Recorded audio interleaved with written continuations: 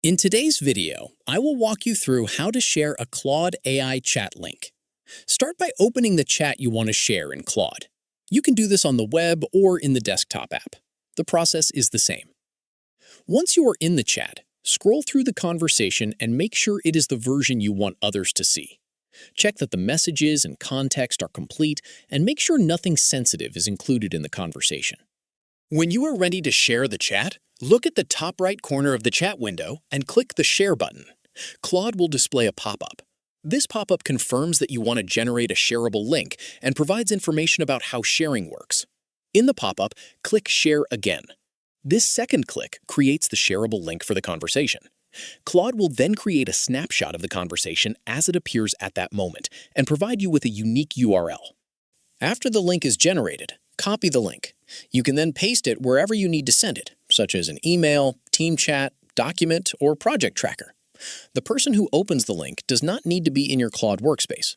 The link provides view access to the snapshot of the conversation. Remember that anyone who has the link can view that snapshot. Before sharing the link, double-check the conversation and make sure that no private details are visible. The shared link represents the conversation exactly as it appeared when you created the link. If you continue chatting with Claude after creating the shared link, any new messages you add will not appear in the existing shared view. If you later want viewers to see the latest version of the conversation, repeat the same sharing process from the chat. Click Share in the top right corner, then click Share Again in the pop-up to create an updated snapshot link. After the updated link is generated, copy it and share the new link with your recipients. This means the shared view stays connected to the version of the conversation that you selected when you created the snapshot. Any messages added afterward remain outside that existing shared view until you create another shared link. To complete the process from start to finish, open the chat you want to share. Scroll through the conversation and confirm that it is the version you want others to see. Check that the messages and context are complete and that no sensitive details are included. Next, click Share in the top right corner of the chat window. When the pop-up appears, click Share Again.